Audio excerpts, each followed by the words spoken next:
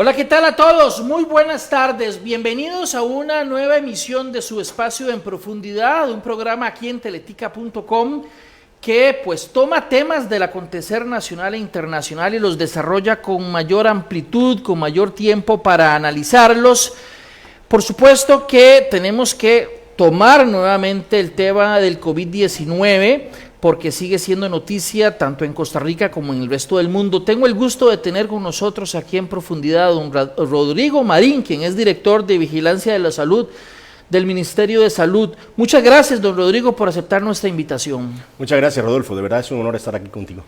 Le pido a la gente, que estoy seguro que va a aprovechar muchísimo, que tengamos a don Rodrigo hoy por acá para despejar dudas en torno a lo que está ocurriendo con el COVID-19 y su impacto en la salud de la población costarricense. Antes de empezar a leer dudas, que estoy seguro que ya van a empezar a llegar a nuestra cuenta de Facebook de teletica.com.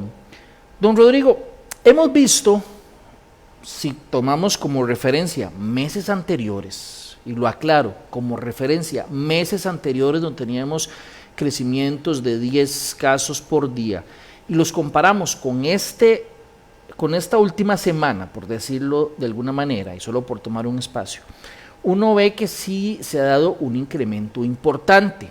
Mi pregunta en este momento acerca de este incremento de los últimos días, ¿era esperable? No quiero usar la palabra normal, pero quiero decir, ¿era esperable que conforme se fueran aflojando las medidas, flexibilizando las medidas, se diera algún tipo de incremento, don Rodrigo? Vamos a ver. El señor ministro incluso ha hablado en varias ocasiones sobre el tema de que pasamos la primera ola y que pudiésemos tener una segunda ola. Pues verdaderamente la primera ola la solventamos correctamente como país. Y en este momento pues tenemos no una semana, sino llevamos un par de semanas con un aumento de casos, que si lo comparamos con otros países, pues prácticamente es de envidia. Es decir, cuando hablamos de el día que más casos hemos tenido en la historia de Costa Rica de COVID-19, son más de 50 casos. Tú dirías, bueno, las otras personas hablan de cientos de casos. Es decir, hoy, por ejemplo, Guatemala reportó 346, por solo ponerte un ejemplo. Y los casos que tenemos son casos que están monitoreados, diagnosticados por PCR, buscados todos los contactos de ese paciente, entrevistados al paciente positivo y a todos los contactos directos, indirectos, incluso con orden sanitaria a todas esas personas hasta que no tengan un resultado negativo. Siguen, no solamente es conteo de casos, cuando uno hace este tema de cuáles son las variables que nosotros utilizamos, también utilizamos, por ejemplo, las personas que están hospitalizadas o que han necesitado estar hospitalizadas. Recordar, por ejemplo, que el porcentaje aproximado de personas hospitalizadas a nivel mundial se hablaba de un 20%. Costa Rica no ha pasado del 9.1 aproximadamente de las personas que han necesitado estar hospitalizadas. E incluso también se habla de una tasa de letalidad alta, es decir, en muchos países se hablaba o el promedio aproximadamente es por encima de 5. Costa Rica tiene una tasa de letalidad menor de 1 y la tasa de personas que han estado en UCI es muy baja con relación al resto de las personas. Esas son algunas de las cosas que podemos hacer. En Costa Rica no hay neumonías atípicas, no hay muertos, ¿cómo se llama esto? Por otra causa, por decirlo de alguna manera. De hecho, hoy te adelanto algo, comparaba con los datos del INEC, las causas de muerte o las personas que han muerto, han fallecido en Costa Rica por cualquier causa, y Costa Rica en este momento tiene menos fallecidos que el año pasado en el mismo periodo, cuando tenemos un solo factor de riesgo diferente, que sería el COVID-19. Es decir, puedes hacer ese análisis con otros países y créeme que tal vez te asustes. En Costa Rica hasta esos datos los tenemos. Es decir, si bien es cierto, hemos tenido un par de semanas con un aumento de casos, sí lo habíamos visto y lo habíamos valorado, que habíamos pasado una primera ola y que en esta segunda ola, pues era posible que la tuviéramos y no necesariamente está relacionada con la apertura de las cosas. Si te pones a ver, por ejemplo, los casos en este momento, es cierto que tenemos casos en Alajuela, algunos en Heredia, pero los casos han estado en lugares que anteriormente no había circulado con fuerza el virus, como por ejemplo algunos cantones de Guanacaste, en este momento algunos cantones de la región occidente, el caso, por ejemplo, de San Carlos y también el caso de Pocosí en este momento.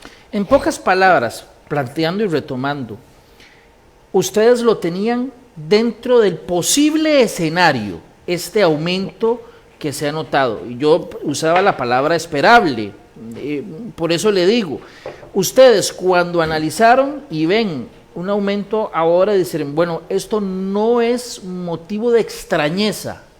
¿Lo puedo decir así y es correcto? Es correcto, es decir, nosotros, bueno, lo ideal sería, vamos a ver, el objetivo fundamental del control del COVID-19, una enfermedad respiratoria sin vacunas, nueva, con inmunidad cero, es decir, todo el mundo estaba sensible a tener la enfermedad, no es que no le dé a las personas el virus, sino que no se colapsen los servicios de salud. Ese es el objetivo fundamental. Pero se lo pregunto así, don Rodrigo, ¿es difícil regresar nuevamente a las cifras de 10 o menos de 10 casos por día?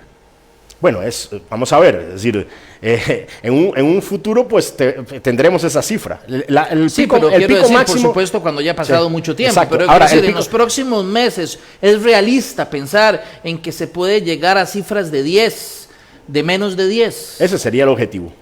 No te puedo decir. Pero es realista. Bueno, es realista. Vamos a ver, es decir, cuando estábamos en el pico de los 37 casos en la vez pasada, que era el porcentaje más alto de todos, pues si me hubieras hecho la pregunta igual, la respuesta es no lo sé, ¿verdad? Es decir, las proyecciones que nosotros teníamos era que incluso pudiésemos tener un aumento de casos o un pico de casos en el mes de mayo. Esas eran las proyecciones que nosotros teníamos. Se dio un pico en abril. Toda la población entendió, de hecho no solamente con el tema del COVID-19, por ejemplo, las diarreas disminuyeron un 42%, otros virus respiratorios disminuyeron considerablemente, la varicela también disminuyó considerablemente, es decir, en muchos de los escenarios que estábamos viendo que había un aumento posible en el mes de mayo. En este momento fue al final de mayo y en la primera semana de junio. ¿Que cuándo va a bajar? Bueno, también es real que el día peor de todos los días nuestros siempre son los miércoles, que en vez de la curva ser ascendente, por ejemplo, me hubiera súper preocupado si tuviéramos, por ejemplo, 50 casos un miércoles, 70 casos el jueves, 100 casos el viernes, ahí estuviera súper preocupado. Pero no solamente por los casos, y también hubiera dicho 4 casos en terapia intensiva el miércoles, 10 el jueves, 10 el viernes. Es decir, hay otros parámetros que nosotros valoramos mucho y sobre todo analizamos diariamente los lugares. De hecho, tomamos medidas estrictas como las de Semana Santa en 4 zonas del país, que son Peñas Blancas de San Ramón, que son Cariari de Pocosí, que es Bebederos de Cañas y las Juntas de Avangares y Cañas Centro. Bien, estoy recibiendo muchos mensajes, ya casi vamos a despejar algunas de las dudas. Tenía otra pregunta más. Don Rodrigo, ¿realmente nosotros vivimos una ola, una primer ola?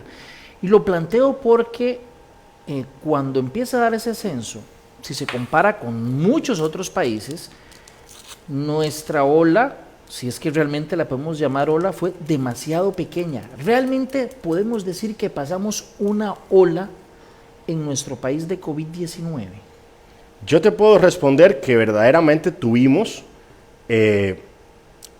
una ola de casos. De hecho, por decirlo de alguna manera, es como una montaña, ¿verdad?, donde subió a los 30 y resto de casos y bajó considerablemente. La circulación del virus fue muy baja, se tomaron las medidas en el momento correcto, la población acató las medidas de la manera correcta. Los medios de comunicación nos facilitaron o nos ayudaron muchísimo, porque esa también es una realidad. Entendió la población la necesidad heroica, diría yo, de confinarse unos días en la casa, ¿ok? Y esas medidas pues dieron resultados. Ahora, tenemos otro escenario en este momento diferente al que teníamos antes. Antes eran las personas que venían de Estados Unidos o casos relacionados con viajes al exterior.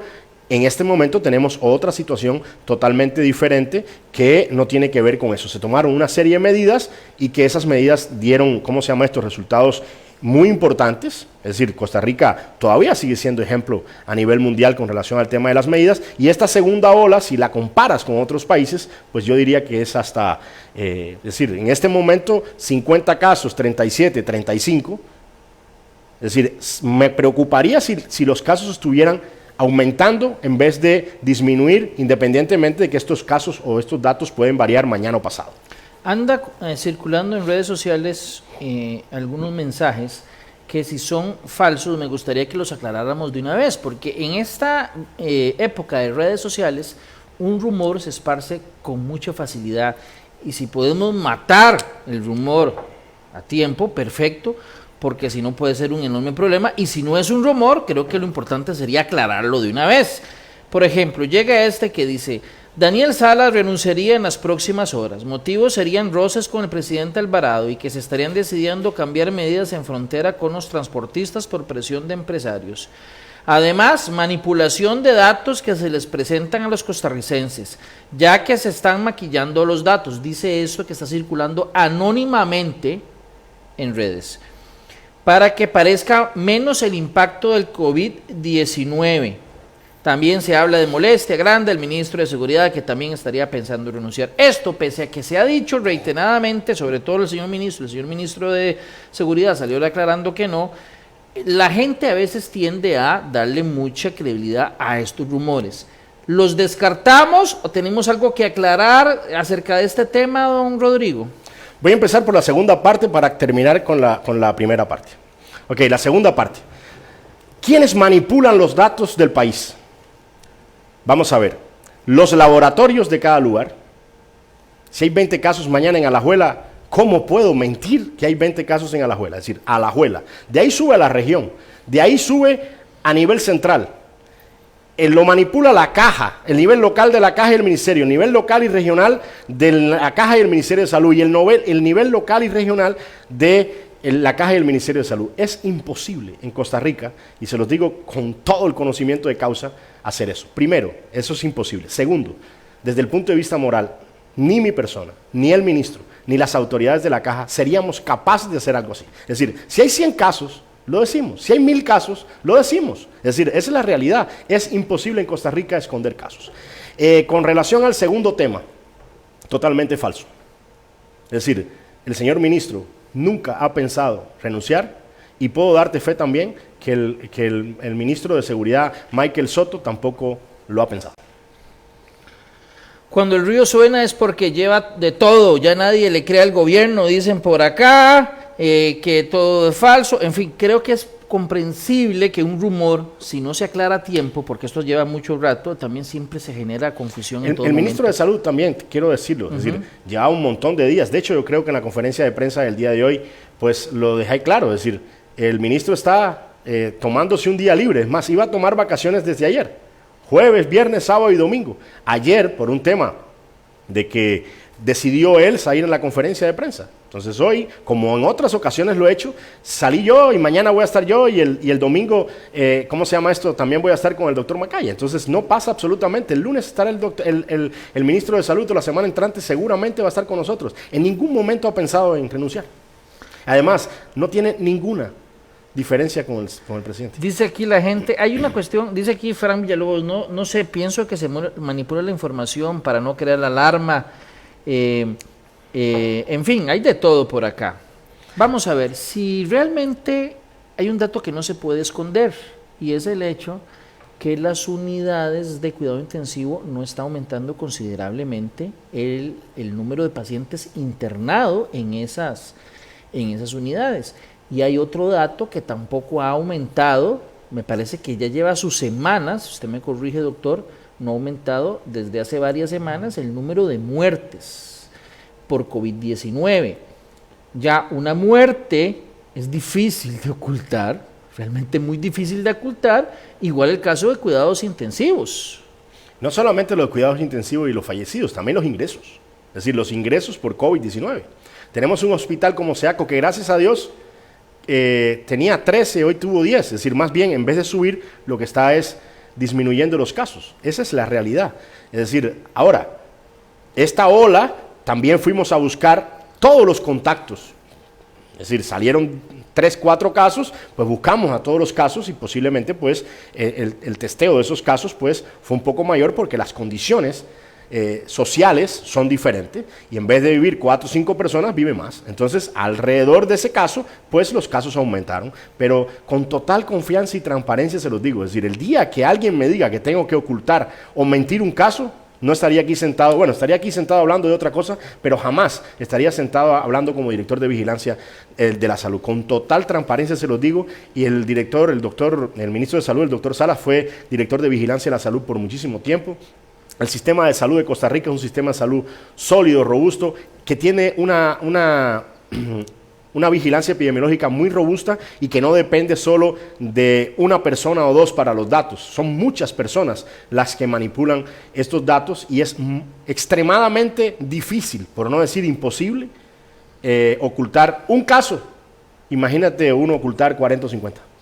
Vamos a ver, hablamos que la mortalidad en Costa Rica realmente es baja, inclusive lo sacamos proporcionalmente con la población, como ocurre en otros lugares. Doctor, ¿hay alguna hipótesis de por qué es tan baja? Vuelvo y repito, el sistema de salud de Costa Rica es un sistema de salud robusto. Mis respetos para las personas de los hospitales nacionales y los médicos y especialistas de terapia intensiva. Han llegado pacientes graves, eso es una realidad.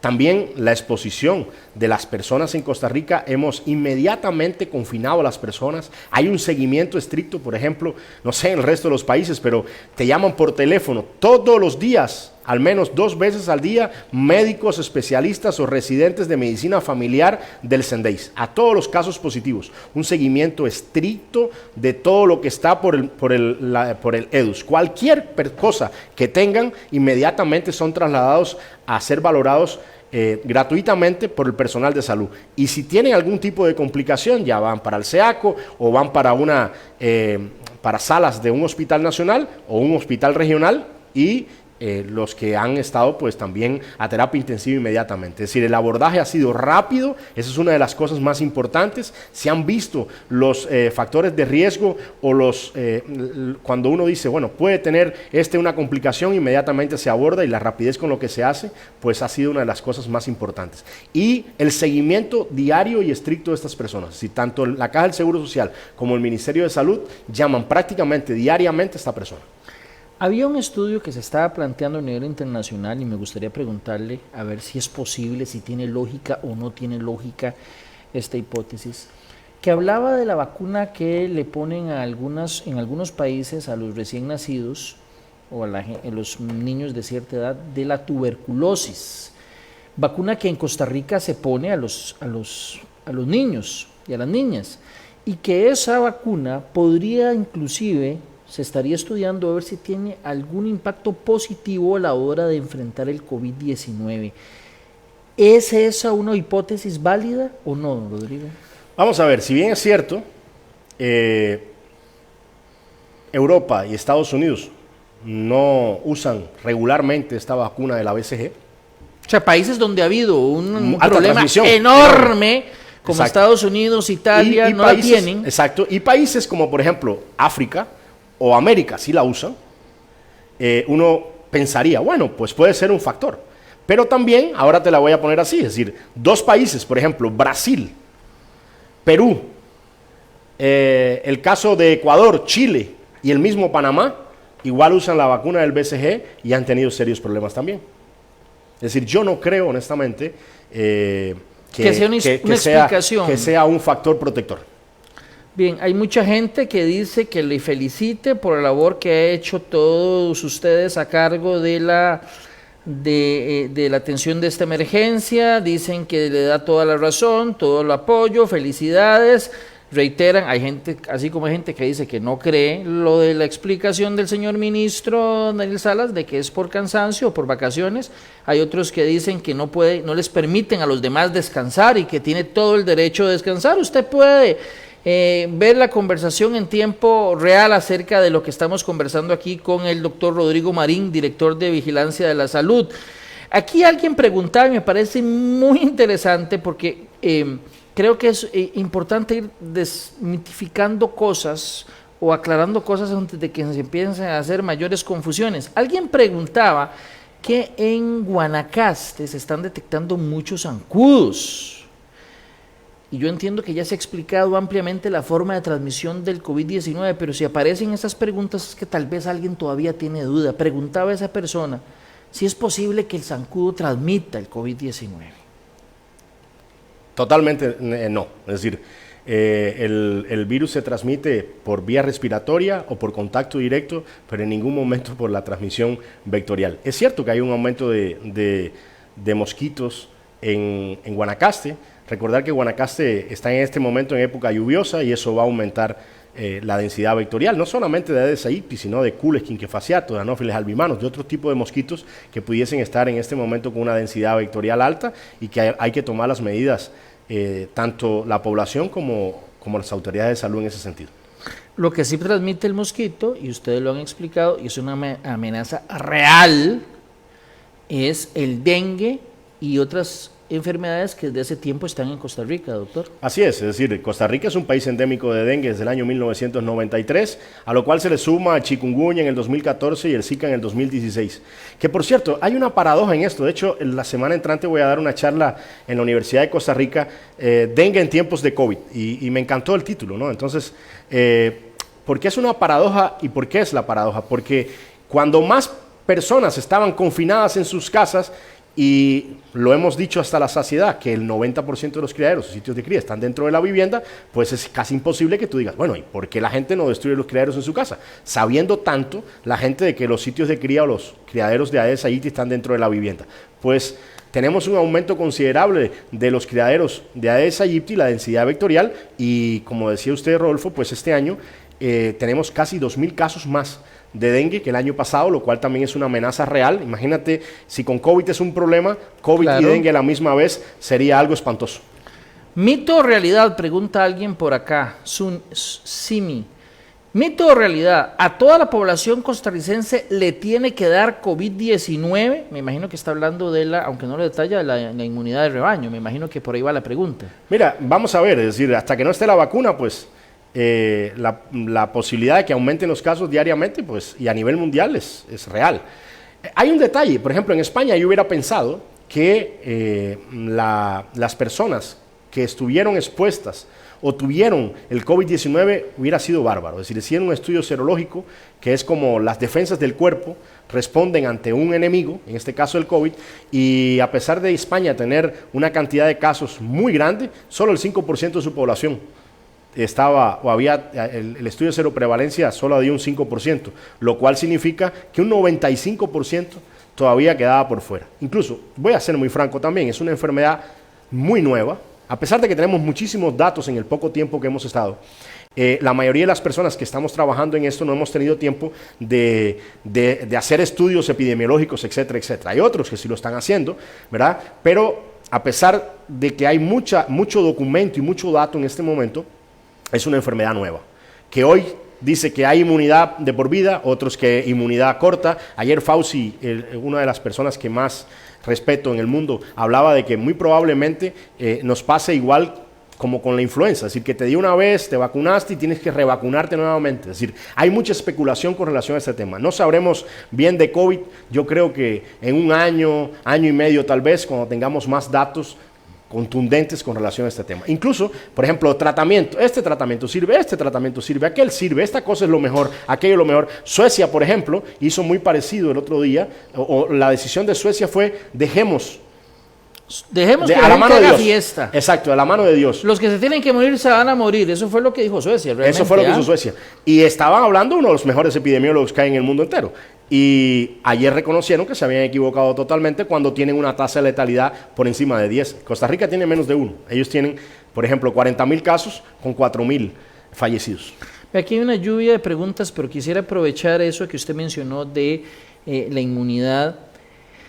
Hay enfermedades, nos puede ilustrar, me imagino que sí da una inmunidad completa, ¿verdad? Quiero decir, durante todo el resto de la vida. Y hay otras, porque tal vez mucha gente cree que es la única forma de inmunidad, pero hay otras que son, digamos, por corto o por cierto tiempo. ¿Es así, doctor? Así es, por ejemplo, sarampión, por decirte algo, te da una vez y no te da más. Parotiditis o paperas, te da una vez y no te da más. Pero influenza o la gripe, te da una vez y te da el otro año, y te da el otro año, y te da el otro año. De hecho, la vacuna de influenza se pone todos los años. ¿Por qué? Porque solo protege de corta duración o de mediana duración.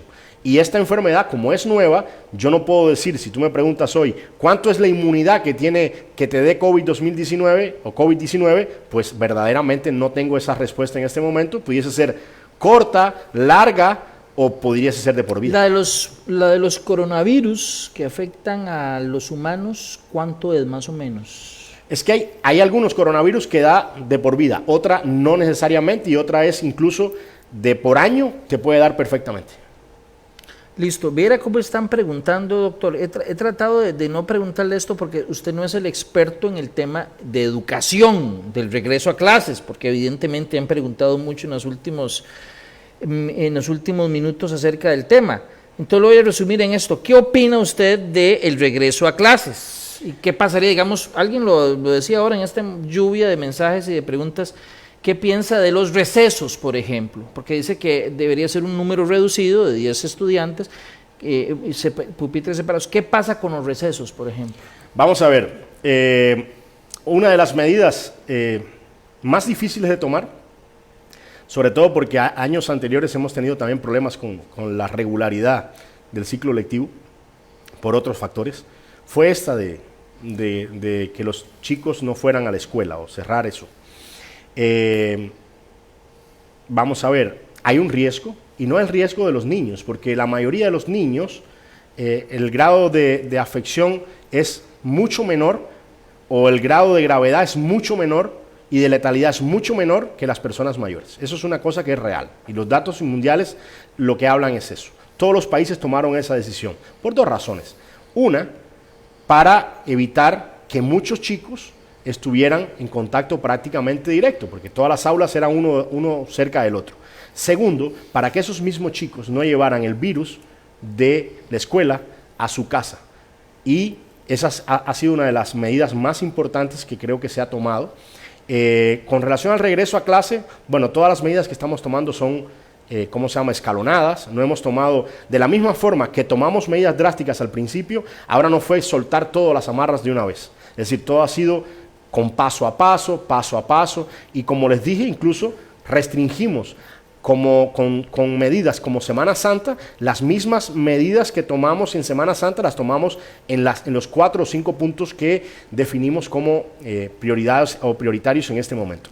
Las clases retomarán cuando estemos seguros que no va a ser un riesgo ni para los niños ni para el resto de las personas de la casa.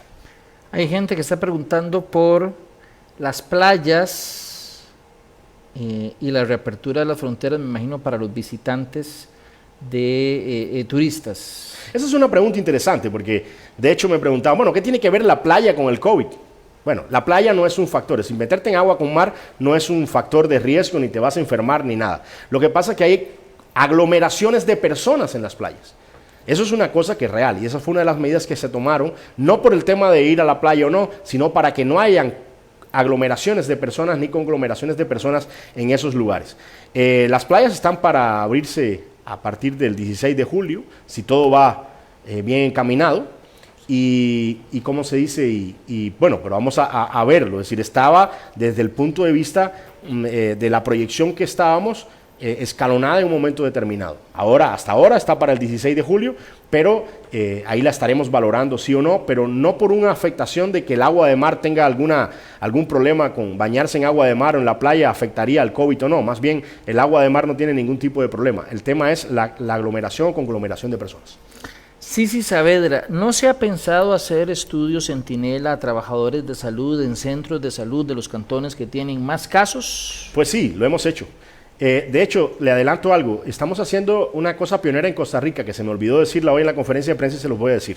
En Costa Rica también estamos haciendo búsqueda de COVID-19 en aguas residuales. Ese es un trabajo de verdad interinstitucional importante entre el AIA, que es el que está haciendo ese desarrollo, entre el Ministerio de Salud, que es el que define en qué lugares lo estamos haciendo, y también la Caja del Seguro Social. Pero eso ya se ha detectado, me parece, ¿no? Sí, por ejemplo, detectamos, en los lugares que habían casos, pues salió positivo, pero lo más importante de este estudio es en aquellos lugares donde no tengamos casos, lo hacemos. Lo hicimos en Limón Centro, lo hicimos en Nicoya, lo hicimos en Santa Cruz. ¿Para qué? Porque puede ser que estemos silentes en esos lugares y que verdaderamente Si nos daba positivo, decíamos, oye, hay que buscar el virus en la población porque hay personas afectadas, porque en las aguas residuales está saliendo. Y con relación a eso, hemos hecho pruebas en el Hospital de Alajuela, Hospital México, en el Hospital de San Carlos, en el Hospital de Liberia, en el Hospital de Nicoya y el Hospital de Pérez Celedón. Y tenemos pendiente un estudio que ya está listo para empezarlo en los próximos días, de un estudio de seroprevalencia para detectar cuál es la seroprevalencia de personal de salud nuestro y de personal de riesgo.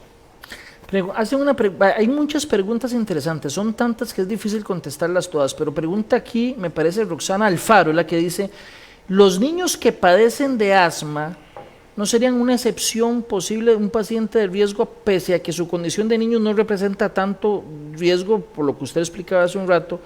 ¿El hecho de que tengan asma no suma como una situación desfavorable? Pues claro, es decir, el asma es una enfermedad crónica, una enfermedad crónica respiratoria, y por supuesto que va a ser un factor de riesgo a tomar en cuenta. Lo que pasa es que la afectación en los niños ha sido tan baja que incluso la asociación con enfermedades crónicas que puedan padecer ha sido también muy baja, incluso con factores de riesgo. ¿Tiene explicación científica? Yo he escuchado varias, me gustaría escuchar la suya, de por qué un niño puede, digamos, en condiciones normales ser menos vulnerable al COVID-19. Bueno, es como te digo, es decir, es una enfermedad nueva, es decir, la conclusión completa no la tengo, es decir, honestamente no la tengo. Incluso ellos toman menos medidas. Claro. O tienen menos, ¿cómo se dice? Sí, menos conciencia. Menos conciencia claro. de las medidas. Pero a nivel mundial ha sido una exposición, ha sido la constante que a nivel mundial los niños han sido muy poco afectados y la tasa de letalidad en ellos y la tasa de gravedad ha sido muy baja. De hecho, prácticamente en el hospital de niños no han tratado bebés, ¿cómo se llama esto?, complicados con COVID-19. Había visto por una explicación que nos dio un experto en cuidados intensivos, que decía que una de las causas de muerte, tal vez en el tema del COVID-19, la más frecuente, es que el mismo sistema empieza a defenderse y ataca al mismo cuerpo, como una enfermedad autoinmune.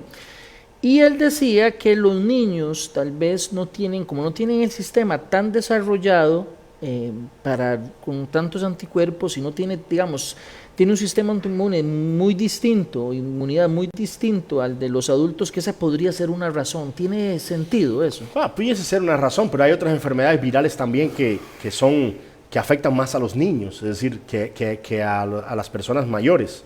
Es decir, yo creo que eso puede ser un pro y un contra de la forma, desde el punto de vista que lo mire. Es decir, te repito, es decir, esa respuesta concretamente no me gusta batear, por decirlo de alguna manera, y me gusta tener bases para contestar las preguntas, y es como una enfermedad nueva y que en este momento esa respuesta contundente no existe.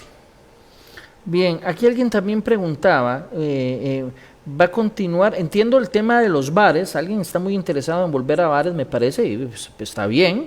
Se van a reabrir en los próximas, este fin de semana no, este fin de semana son los restaurantes, ¿verdad, don Rodrigo? Así es, los restaurantes este fin de semana, dos cosas con los restaurantes. Los restaurantes de lunes a viernes pueden estar hasta las 10 de la noche, porque tienen que ver con la restricción vehicular, y sábados y domingos ya no es para llevar nada más, sino van a estar abiertos hasta las 7 de la noche. Entonces, pero a un 50%. Pero a un 50%. Lo más importante, Rodolfo y amigos, es el distanciamiento social. Es decir, si tú entras en tu burbuja familiar, que estás en tu casa y todo, y no tienes ese contacto directo con otras personas fuera de tu burbuja familiar o fuera de tu ámbito personal, pues la probabilidad de que tengas baja muchísimo. Es decir, de hecho, hay un estudio de Lancet que salió esta semana donde habla de muchísimas cosas. Habla de mascarillas, habla de uso de alcohol en gel, de lavado de manos y habla de distanciamiento social. Y cuando tú dices, a partir de 1 metro ya empieza a disminuir el riesgo. Incluso a los 3 metros prácticamente hay un 97% de disminución del riesgo solo con el distanciamiento social. Ahora bien, también, usted me corrige, tengo entendido, no es solo el hablar a cierta distancia la posibilidad de aumentar el contagio, sino que también depende del tiempo con el que hablé, digamos, porque entiendo que la carga que puede transmitir el COVID-19 no es que solo por decirse hola, ya creo que tiene que haber algún grado de interacción durante algunos segundos más o algunos minutos. ¿Doctor? Bueno, se habla incluso del mayor riesgo son las personas con más de 15 minutos. También es de la forma que hables. Si gritas, pues la probabilidad... Sale más carga, evidentemente. O sale más fuerte o con más fuerza. ¿Cómo se llama esto? Si te exaltas, pues igual puede pasar. Es decir, pero normalmente a una distancia, hablando normalmente a una distancia de 1.8 metros, a partir del metro ya la disminución del riesgo disminuye. Don José Francisco Cortés, ¿sería posible que el virus mute a uno más agresivo? Yo sé que son preguntas tal vez, como usted lo ha dicho 1000 veces, el virus apenas se está conociendo, pero a partir de lo que se conoce hasta el momento. Ojalá que sea para bien y no para mal. Puede pasar. Puede ser que más bien se degrade la peligrosidad del virus. Así es, y ojalá que sea eso desde el punto de vista real, porque... ¿Eso ha pasado con otros coronavirus? ¿Se va degradando la peligrosidad? No solamente con otros coronavirus, sino con otros virus. Es decir, disminuye la capacidad, por decirte, de agresividad del virus, por decirlo de alguna manera, puede pasar. Pero ojalá que en vez de mutar para mal, mute para bien. Como decía Rodolfo, pues es un virus nuevo que no tengo esa respuesta en este momento. Dice Erika Ramos, ¿cómo mantener el distanciamiento en el transporte público? En el autobús, plantea principalmente. Bueno, lo ideal sería que en todos los lugares se extremen las medidas higiénico-sanitarias y el distanciamiento social. Es decir, de la misma forma que hoy los buses, los ascensores, los aviones van a tener que modificarse, pues también nosotros, desde el punto de vista de exigir eso, es importante. Y una de las cosas que se pudiese usar en el uso del transporte público, que es una medida que se ha utilizado en el mundo entero y que nosotros la recomendamos también, es el uso de mascarillas para, ¿cómo se llama esto? Para los pasajeros. Para los pasajeros. Pasajeros y por supuesto el chofer de bus, que es el que está ahí. Exacto. En contacto con... Yo voy a terminar, pero hay preguntas muy interesantes. He tratado de escoger algunas porque van cayendo sobre la marcha, pero esta me gusta mucho, de Jen D. ¿Cómo aseguran que las entregas de comida express no van contaminadas por el virus? Ya que no hay certeza si el repartidor se cuida. Y yo le agrego, ¿cómo puede, digamos, garantizarse quien está cocinando también, que va a hacer la comida en el restaurante para mandarle express, que se tomaron las medidas adecuadas, doctor? Vamos a ver, cuando tomamos la medida de la comida express, no es por un tema de la manipulación, sino para que la gente no fuera a los restaurantes y evitar que la gente se muriera, por ejemplo, que no tuviera esa posibilidad de comer fuera, por decirlo de alguna manera. Esa es una.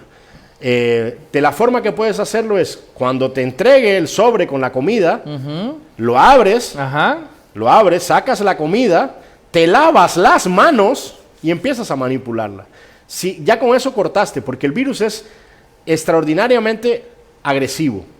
Ha sido capaz de arrodillar a las potencias más grandes del mundo, pero tiene una debilidad muy grande, que con agua y jabón y con alcohol en gel pierde prácticamente toda su virulencia.